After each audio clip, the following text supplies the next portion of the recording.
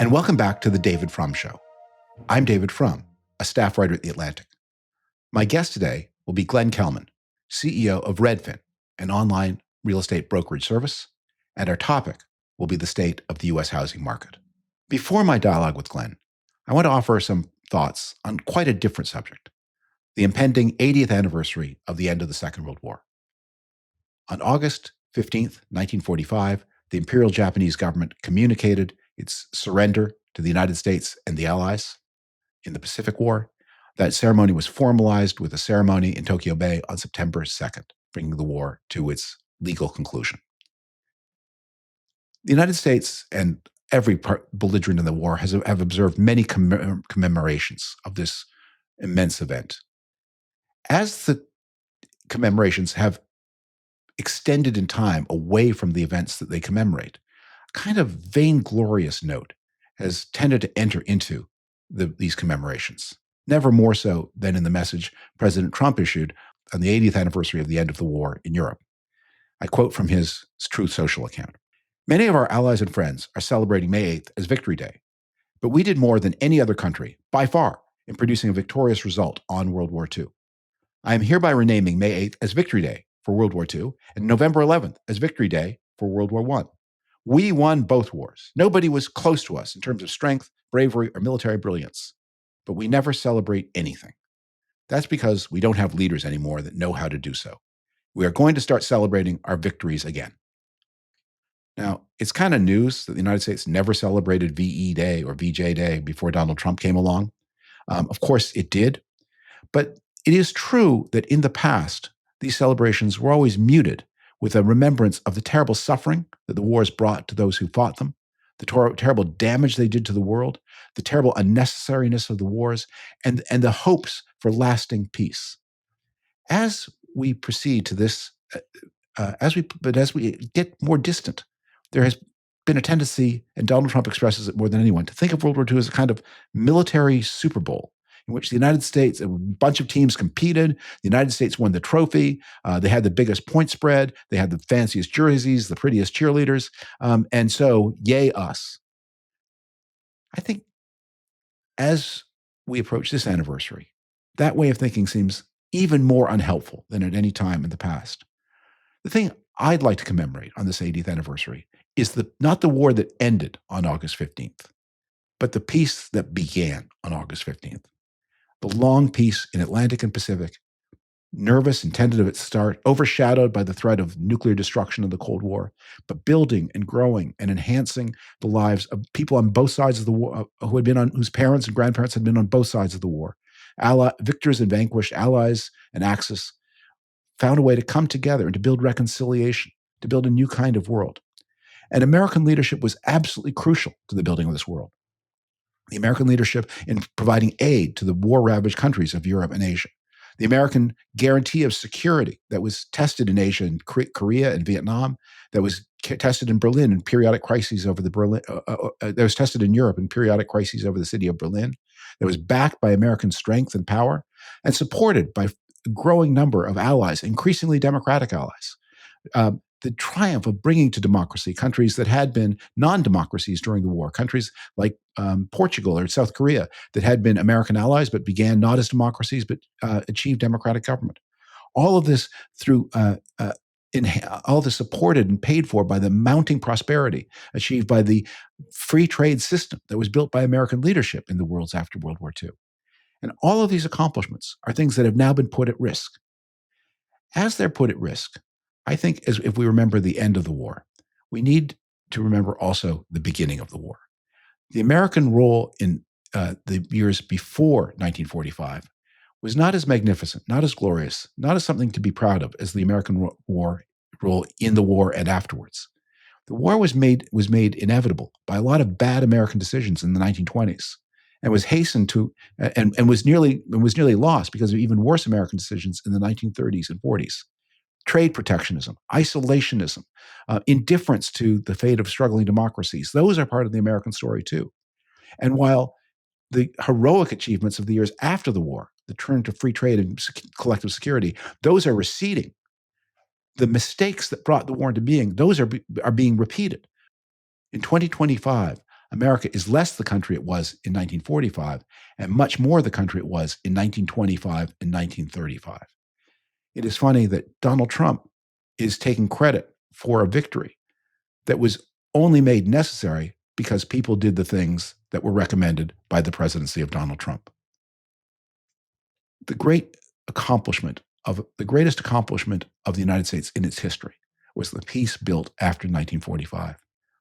I think that is the thing that, together with Japanese, together with Germans, together with all the defeated, together with the British and the French and the Canadians and the Australians and all those who helped to win, we want this war to recede into history. We want only its lessons to remain alive, its lessons of cooperation, collective security, democracy, of trade. Those lessons are at risk. We need to reaffirm them. That's the message for this day, not boasting. Every time Donald Trump speaks of war, I think of a poem by Rudyard Kipling called Recessional. And there's a line in that poem that haunts me because it seems to describe so well our present situation. Kipling wrote, if he was addressing a prayer to the God of armies, he said, if drunk with sight of power, we loose wild tongues that have not thee in awe. I think the America of Donald Trump is a little drunk with power. And even as that power is waning, it is loosing wilder and wilder tongues than ever.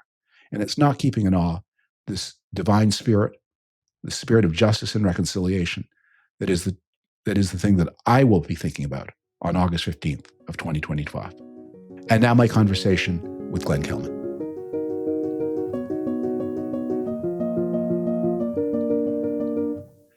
Glenn Kelman is the CEO of Redfin, an online home brokerage service. Prior to joining Redfin, he was a co-founder of Plumtree Software, a publicly traded company that created the enterprise portal software market. Glenn was raised in Seattle and graduated from the University of California at Berkeley. Glenn, thank you so much for joining the David Frum Show today. So excited to be here. Thanks for having me, David. Oh, so grateful to you. So let's just start with the open-ended question.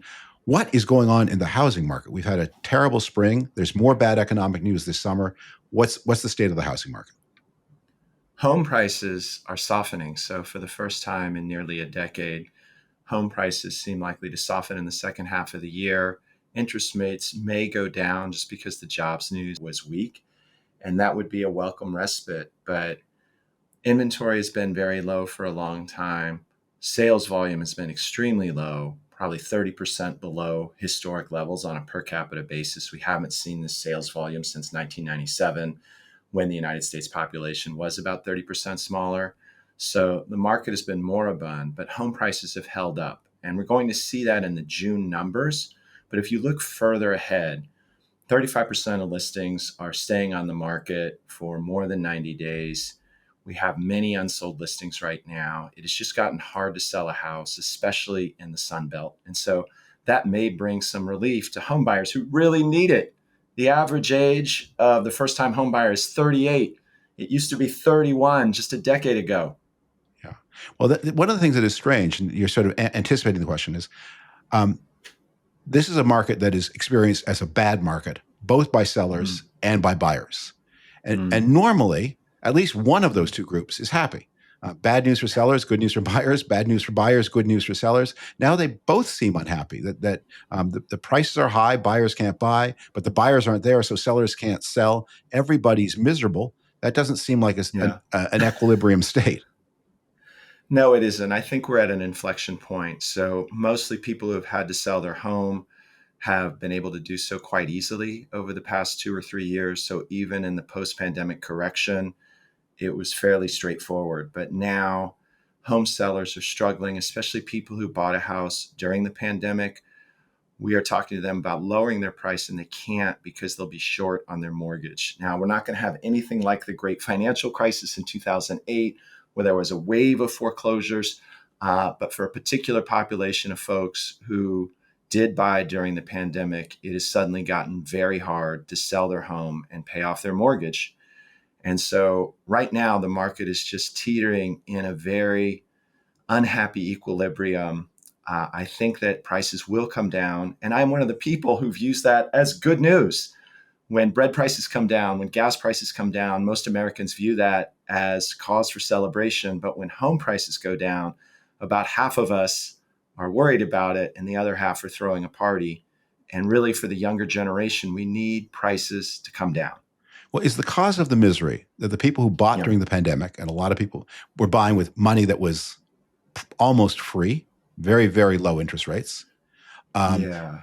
and they're now, it's 5 years on. If they bought and the cheapest money is the 5-year interest rate that resets after year five. And those people are now thinking about selling, but they're selling to people who have to go borrow at real interest rates. And so that's the mismatch. That it may be that the secret is one group has a low monthly payment but wants to sell the house at a high price. The other group has a high monthly payment and cannot possibly meet the price. And that's the mismatch, and that's why everybody's miserable.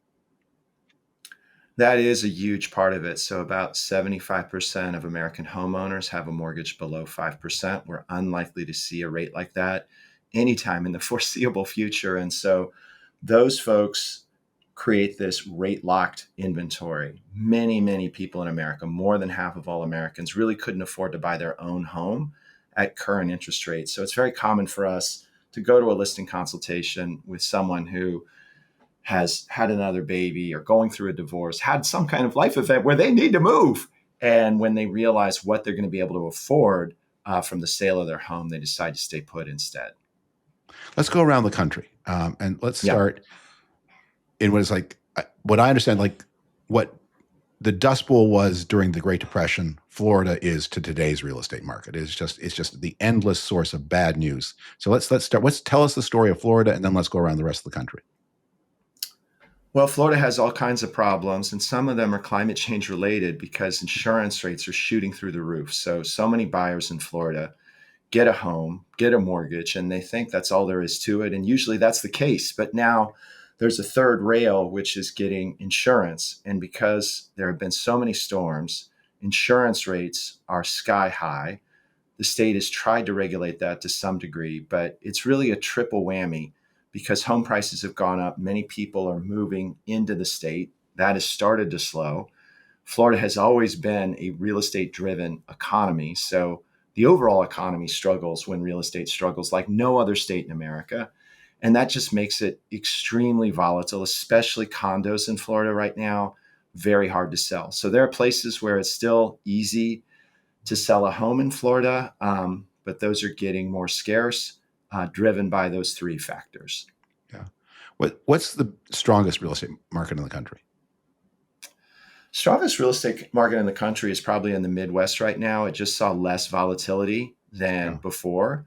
So if you went to a place like Austin, Texas, somewhere in the Sunbelt, home prices went up 40 or 50% during the pandemic and then came crashing down. But a place like Chicago has been very Midwest and stolid, just as you would expect Chicago to be. And so that market has been holding up.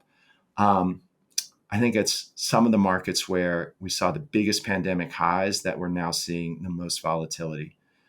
West Coast markets are doing better because there were a bunch of Amazon workers or Google workers who thought they could move to Texas and keep their jobs, and now they're being called back to the States. And so this exodus that we saw from California and Washington State is now reversing, and that is supporting the market. If I had to say the biggest split in the market right now, condos are just always more volatile than houses. Townhouses are also much more volatile. Those are the first parts of the market to go. Builders are really struggling right now. Yeah. So the incentives that they're offering the home buyer usually involve buying down the rate, and then they're offering 5 or 6% to a buyer's agent when normally it would be 2 or 3%. That's an incentive that the consumer herself doesn't see. It's an indication that home builder sentiment is very negative. I think it's been negative for 15 months. They've got their own double whammy where consumer demand is softening, but also their labor supply is shrinking. Well, you mentioned, let's talk to the generational aspect, because that's probably one of the most Yeah, socially debilitating. So you said a decade ago, the first-time home buyer averaged 31 years old. Today, the first-time how old? Say it again. How old 38. is 38? So let's talk to those 29 and 30-year-olds who said, I thought I was 1 year away from buying a house, and now I discover Yeah. I'm nearly a decade away. I'd like to have a house when I'm of age to have children. What hope is there for me? What hope is there for them? Well, we just need a correction with a correction. So we already talked about this phenomenon where home sales plunged at the end of 2022, but home prices kept increasing. And that was because all this inventory was rate locked. And now we're starting to see inventory pile up. It's getting harder to sell a home. We think prices will go down by at least 1% in the second half of the year. And that means that home buyers may catch a break, but 1% probably isn't enough. The second part of this is that there just has to be a building boom. There's this big debate on the left about whether or not we should continue with the current policies or be much more permissive about building not just houses, but nuclear power plants and high-speed rail and all sorts of other projects to bring the American economy forward. I will be quite explicit about this. I am a yes in my backyard, YIMBY kind of politician. I really think America has to be good at building houses, or the next generation is really going to be in a pickle. We always talked about the bad vibes economy, where Joe Biden wondered, why are people so down on the economy, especially this younger generation? And it's just hard to be optimistic about the economy, even when unemployment is low, if you're living in your parents' basement. And so I see some hope. Tim Scott and Elizabeth Warren, unlikely bedfellows, are now sponsoring a bill to lower housing regulation and to get more homes built. It passed through the banking committee on a unanimous vote. It's something that I think the president could really get behind. I had hoped when he started his term that because he's a builder, he could be the builder in chief or the developer in chief. Mostly, he has not addressed this Glenn, issue. Yeah, Glenn, go ahead, you're in David. the real estate. You believe that Donald Trump is a builder? David, are you trying to get me in You, trouble? you know, I do not he think that. he's a name licenser. He's not a builder. When was the last time Donald Trump built anything? Like I think 1980? I think he No, has an enthusiasm for construction, yes, regardless yes. He of draws. what his bona fides Those are are. his favorite. Those are his favorite doodles. He Yes, draws skylines they are his favorite dudes. Look and what writes he's his doing to name the on White them. House right now. He wants to build another room in the White House. I know it's going to have this Louis Couture's kind of vibe, but Yeah, Louis nonetheless, Couture he is gets at into. Las Vegas, but okay, we're not going down the politics path. But so I just want to hear more hope for the young. Like, what can they? Because uh, even if the day of the 2.75% mortgage is not returning. So, and that was a trap, by the way. The way you got 2.75% was by saying I'm signing up for 5 years and then letting the interest rate reset, which is not advice that any young person who doesn't have a lot of other resources should be following. You want to lock in for the length. You want the length of your loan to be the length of time you're going to own the home. The Depression generation knew that. Anyway, 2.75 money, or even 3.25, we're not going to see that in the mortgage market so soon, even if the overnight rates come down. So, what's the That's hope for the right, young? but What's the hope for the young? I think the hope for the young is that mayors have been losing their jobs over housing. If you look in Seattle, Los Angeles, San Francisco, there has been so much rage over the high cost of housing that it has really shifted the politics. There have been a bunch of state bills in California that failed 5 years ago that made it easier to build housing, made it easier to build accessory dwelling units, lifted parking requirements and other things that dwindled the supply of housing in California. And now that state has gotten religion about trying to get builders back to increase the supply of housing. So I think there's just a new political movement. It is a bipartisan issue on the left and the right. At the local level, especially, there has just been this religion that we have to make it easier to build houses and increase the supply of homes. We are probably 4 million, 5 million units short of where we need to be, just given the demographics. Yeah. So we need to. Well, if we were having this discussion 10 years ago, 2015, what we would have said is the outlook for housing is exciting because the autonomous vehicle is almost here. And when it gets here, people won't need to have their own individual parking places anymore because these autonomous vehicles will be rolling around the city. It'll be robot Uber for everybody, at least in any major place that's got any population density. You'll press the button for the robot Uber. It'll be there in 8 minutes, and you will not need a parking space, and that will cut $40,000 or $50,000 off the price of a condo. What has happened to that hope? Medium. So, the classic realtor move when you can't afford to live in the city is to look in the suburbs and then to look in the exurbs. So people's commutes just get longer and longer and longer. And at some point, the rubber band always breaks where people just aren't willing to live in New Jersey and commute into Manhattan. But now, because of Zoom and maybe because of autonomous vehicles, at some point, we are going to see people who are more tolerant of longer commutes. We have certainly had these conversations with customers and been surprised. There are people living in Sacramento who commute into San Francisco, and that's because they're only coming to work a couple of days a week. But it's also because the cost of housing is just insane in San Francisco. And I think there's probably a broader trend here, which is that it used to be that the politics of housing were toxic in San Francisco, New York, LA, and Seattle. But if you went to Indiana or Chicago or Florida, there it was still possible to work a middle class job and get a starter home. So the American dream died in different places at different rates until the pandemic. And then all of a sudden, you saw LA's housing problem come to Indiana, where people showed up with monopoly money from LA saying, I don't care if the house is $300,000 or $500,000. It's easy for me to afford. And so I think now the housing crisis isn't just a local political issue, it's a national political issue. And it did, I think, contribute to some of the economic anxiety that was nationwide. Previously, I think you felt like if you were living in San Francisco, your kids had to go to Harvard and then to Yale and major in computer science and get a job at Google and become a VP if they had any hope of buying a house in the same city they were raised in. Now I think that anxiety has spread to other parts of the country. And that's why I think there's a broader consensus that we need to do something about housing in America. We need to build more housing. We need to deregulate a little bit. Well, from your vantage Um, point as yeah, the intermediary between buyers and sellers, yeah, if I said, okay, we got the governors of the states here with their yeah. notepads open, ready to take dictation. What are the top 2, 3, even 4 steps you'd recommend to make it easier to build housing and make housing cheaper?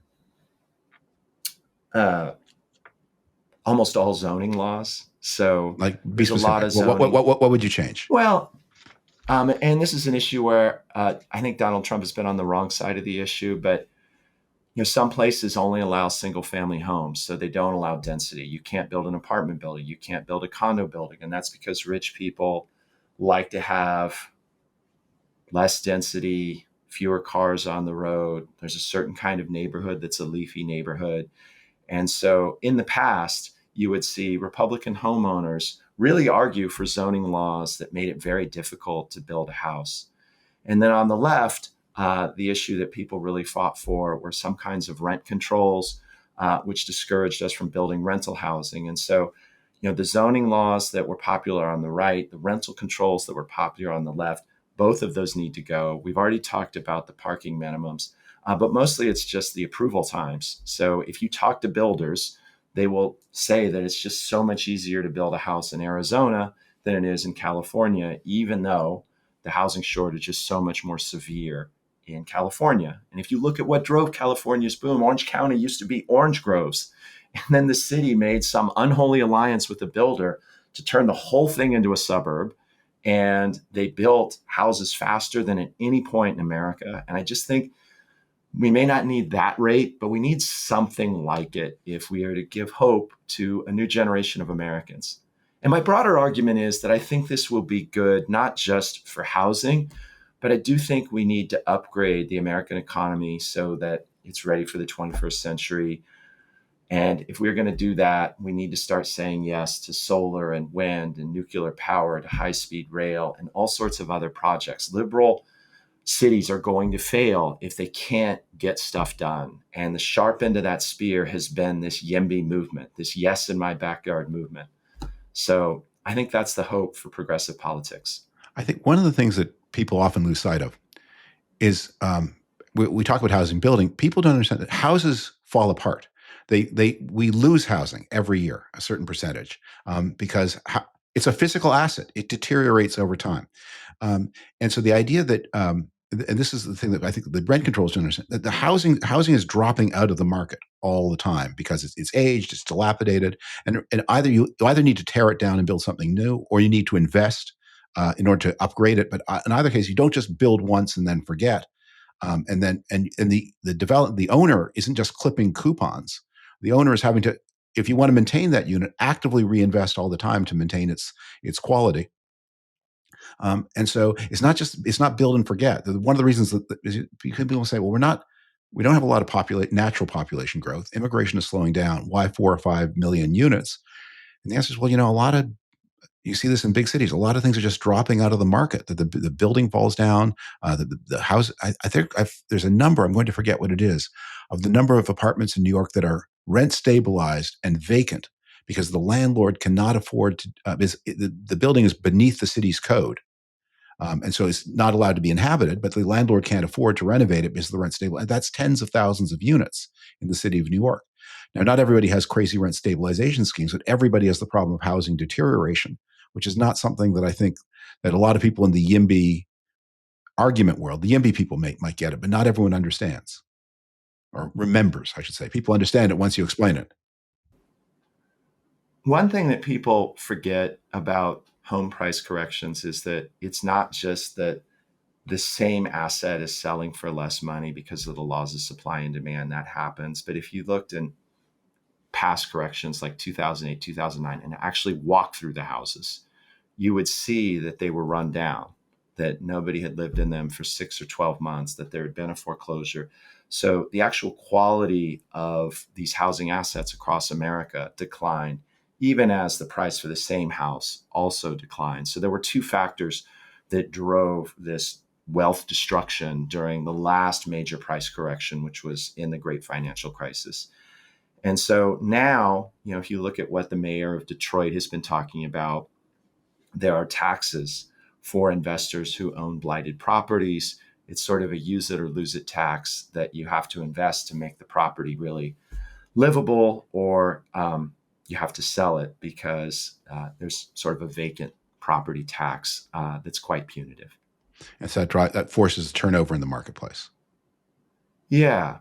And I mean, I think there's a broader issue here. I mean, of course, I'm an advocate for turnover in the marketplace because we're a brokerage and we make money every time there's a trade. But to me, it's bigger than that. What has made the American experiment so dynamic is this idea that when Flint, Michigan goes through a downturn because we're just not making as many cars as we used to in America, people eventually move. That is the story of the Okies going to California in a John Steinbeck novel. But if you look at the likelihood that an American will live and die in the same town in which he was born, that has actually increased. My Atlantic colleague Yoni Applebaum has a very important book about this called Stuck.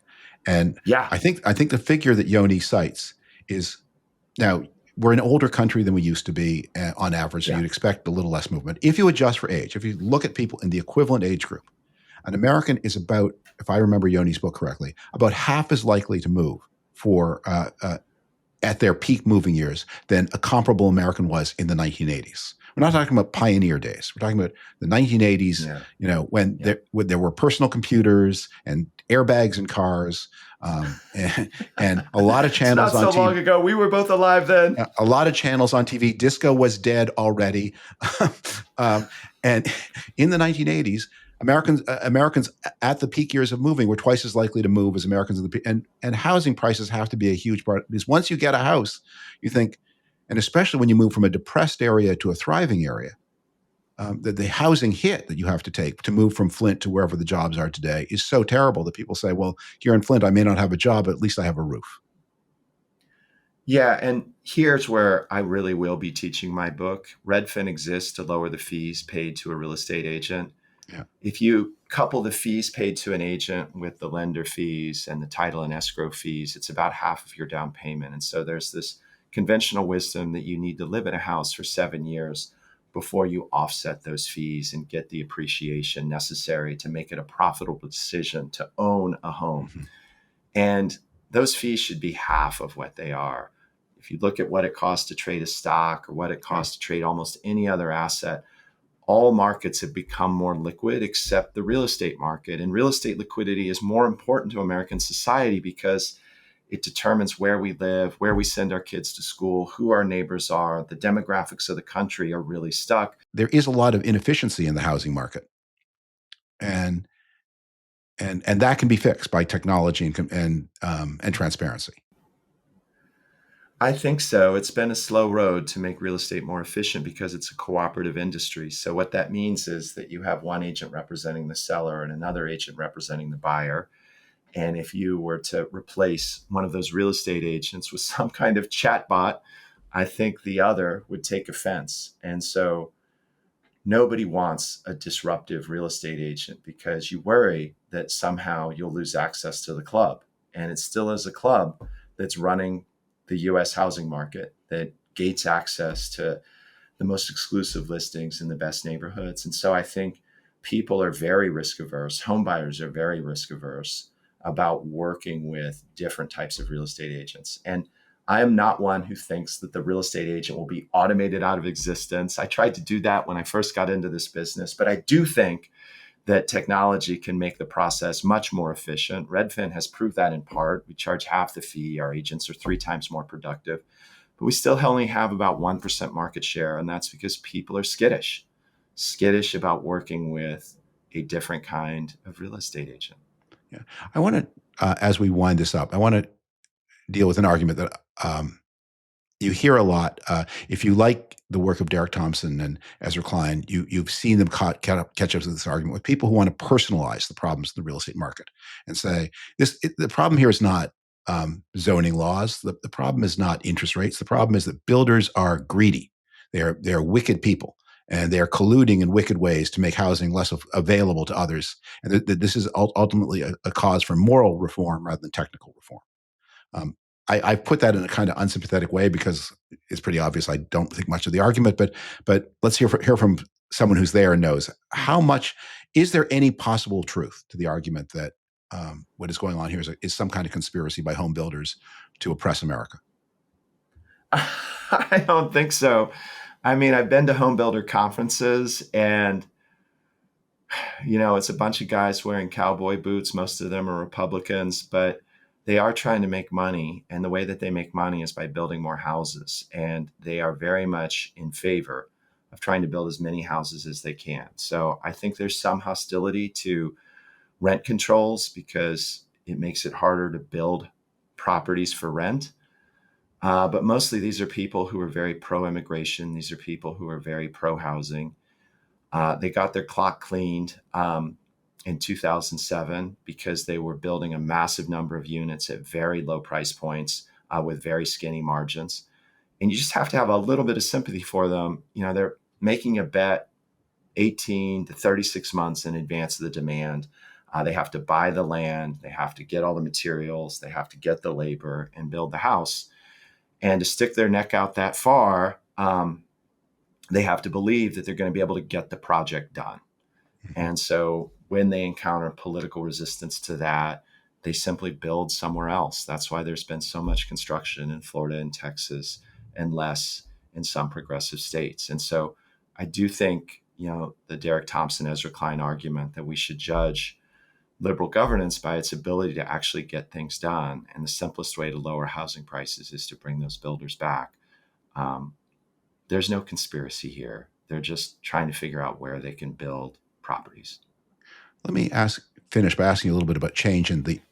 If we think of the Yeah. house as a technology, it's an Yeah. it's an especially conservative technology. Human life changes Yeah. rapidly, but Yeah. people still want dining rooms or think they do, even though they don't eat in dining rooms Yeah. anymore. Yeah. Um, uh, they want lawn, even as it becomes ever more unaffordable and Yeah. difficult to maintain, and even as they move to climates where lawns don't make sense. Um, Yeah. like lawn in Arizona, tough problem. Where do you see the possibility of how we talked about the possible elimination of how the autonomous car might liberate us from the need to have a parking spot for every high-rise unit? If Yeah. there are autonomous cars, you don't need to own your own car. You don't need the parking spot. Are there other places where the technology of the house, as we know it, could change? I mean, do you put any stock in this idea that young people might be attracted to a kind of like clubhouse living, where you own your bedroom, you own your bathroom, but you don't necessarily own your kitchen or your public spaces? Do any of those technologies hold promise, or do you think that's a lot of lifestyle section talk? But people want, when the end, people want the house that they grew up in. I do think it's a bunch of baloney. You hear about it every once in a while, and I'm just too old, David. I think that people say that they're open, to all sorts of alternative living arrangements, and then they have a couple of kids and they want the same thing that everybody else does. So the change in the floor plan that we've seen has been the second master bedroom, because so many people now have their parents helping them raise their kids, helping them buy the house. There's a lot of Nepo home buyers where the parents kicked in half the down payment, and they just have an extra bedroom because they spend months of the year with that family helping to raise the kids. So that's maybe the only major change in the floor plan. And then the change in the process is, you should just remember that as we talk about how to bring manufacturing back to America, there is one asset that has to be manufactured in America. It's 20% of GDP, and it is the house. There are different parties that have tried to do more of the construction in a factory where the house is built in one place and then shipped very short distances because the shipping is so expensive. But the cost of construction and the speed of construction come down. It's using lasers and all sorts of other computer-aided engineering techniques to build actually higher quality housing where it's just to a higher degree of precision. There's just so much that we could do. If we just made it easier to build houses, I think we could lower the cost. And of course, the offset on that has just been the labor. It is a real issue that many of the people who build houses in America come from south of the border. And I have wondered, because of the new immigration policies, if we are going to see, especially as we talk about AI and worry that men especially can't find the kinds of jobs we had 50 years ago, if more uh, traditional Americans, non-immigrant Americans, are going to move into the construction industry. But that is going to be an issue. We'll see how it goes. Is there an immediate effect of immigration on making pending that rotation of the labor market? There are sections of the house building process that, as I read it, are more immigrant driven than others. Like roofers are more likely to be immigrants, especially illegal immigrants. Drywalling is very much and part of that is it should be said, and to understand here what's going on, the dangerousness of the roofing job, which is one of the most dangerous jobs in America, and so that tends to be that. And this is where there is maybe a moral story that you can invest in making the roofing process safer, or you can Yeah. hire somebody who, if injured, has no right to complain. And Yeah. a lot of builders are attracted to option Yeah. B. A lot of home, and by the Yeah. way, a lot of don't blame it on the builders. A lot of builders and a lot of buyers are voting with their dollars to tell the builder, don't invest in the cost of making the roofing process safer. Just hire someone who can't complain if he's hurt. Yeah. Well, I hope that isn't the only solution. I don't know that it's just danger or even low wages or the willingness to do hard work. There are also craft level jobs that have been staffed by immigrants. So people who make cabinets, people who do electricity.